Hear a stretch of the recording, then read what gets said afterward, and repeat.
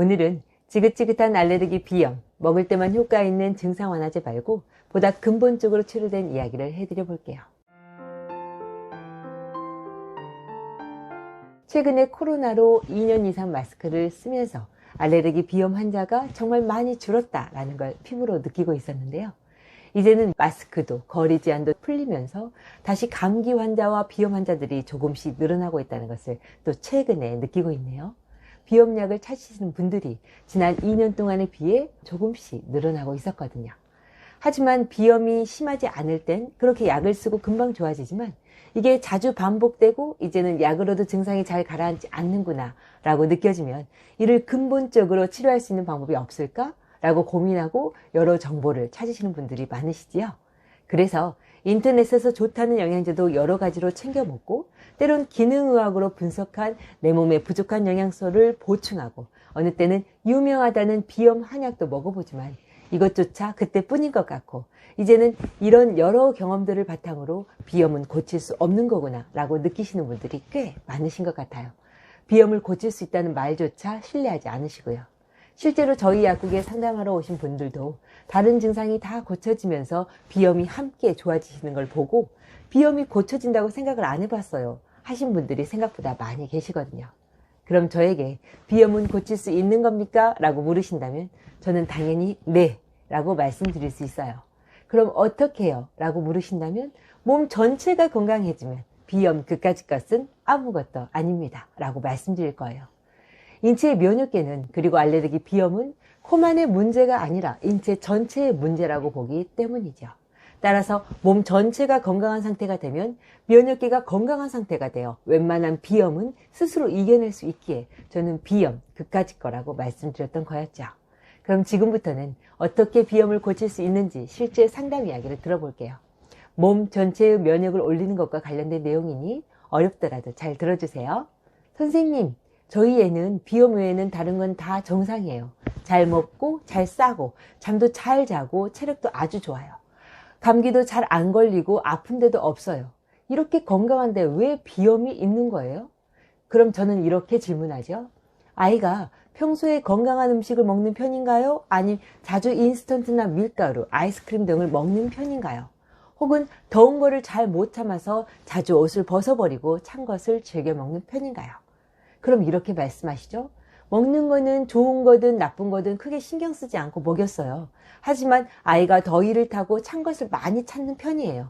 더위를 타는 것도 건강상의 문제가 있는 건가요? 그럼요. 정상적으로 건강한 세포를 가진 아이는 쉽게 더워하지도 쉽게 추워하지도 않아요. 그리고 건강하지 못한 음식들로 만들어진 우리 몸의 세포들은 조그만한 자극에도 쉽게 염증이 되어 비염이 되고 피부염도 잘 일으키지요. 당연히 혈액의 질도 좋지 않게 되고요. 그러니 그런 경우엔 먼저 건강한 음식으로 건강한 세포를 만들고 더위를 쉽게 타는 체질을 음액과 혈액을 보충하여 열을 식혀주는 자음 강화의 방법으로 체질을 바꾸어 주죠. 더불어 신장이나 간이 다른 장기에 비해 약하게 타고난 경우라면 이를 보강하는 약초를 더해 근본적인 면역을 올려줄 거고요. 하지만 입이 까다로워 잘 먹지도 않은 예민한 아이들의 경우는 비록 열이 많아 더운 것을 찾는다 하더라도 이 열은 진짜 뜨거운 열이 아닌 혈액의 질이 약하여 생기는 허열이므로 자음 강화시키는 방법으로 열을 내리면 안 되어요. 이 경우는 시간이 좀 더 걸리더라도 식욕을 올려주고 소화가 더 잘 되게 그렇게 혈액의 영양분이 좋아져 건강한 혈액과 면역이 조금씩 생성될 수 있도록 도와야 하죠. 그리고 이렇게 각각의 장부의 기능을 강화하고 혈액의 질을 올리고 면역 백혈구를 건강하게 하는 것이 동양의학적으로 알레르기 비염을 치료하는 근본 원리이지요.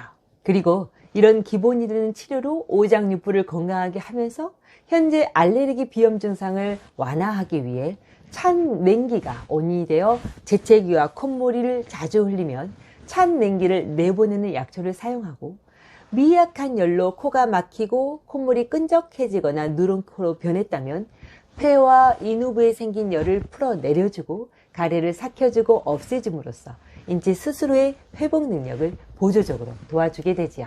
주의할 점은 콧물을 완화시켜주는 냉기를 내보내는 약초들은 인체를 건강하게 자양해주고 튼튼하게 해주는 개념이 아니므로 한 달 이상 오래 사용하면 안 되어요.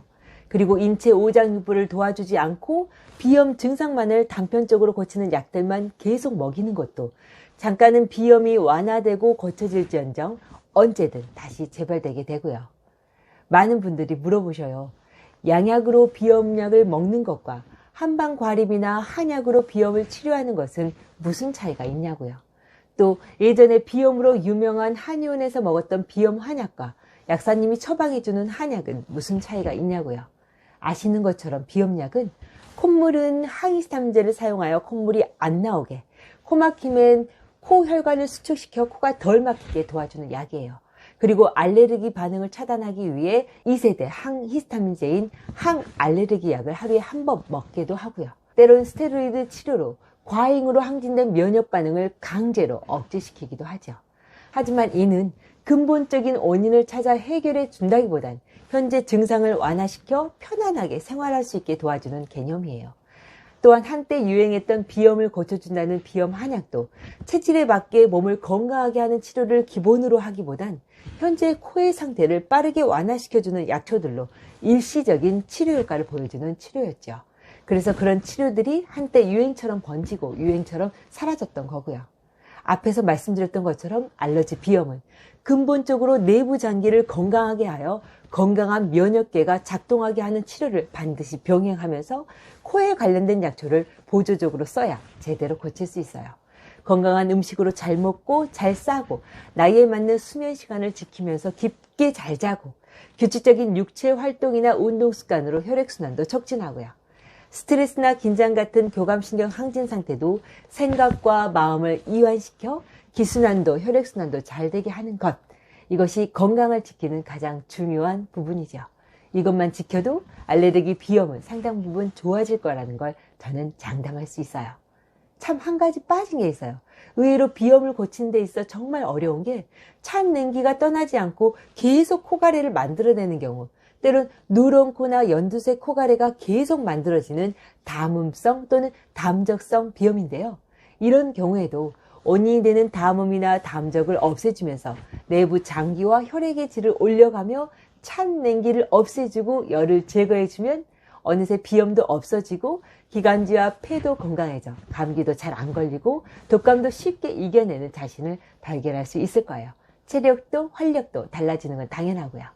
참고로 이런 경우는 찬 것을 자주 반복해서 먹거나 땀 흘린 후나 목욕 후에 찬 냉기가 다시 들어오지 않게 보온에 꼭 신경을 쓰는 것 잊지 마시고요. 오늘 저의 이야기가 희망이 되는 내용으로 자신과 가족의 만성화된 비염을 이겨내는데 도움이 되는 내용이 되었길 바라며 오늘 하루도 건강하고 복을 부르는 하루 되세요.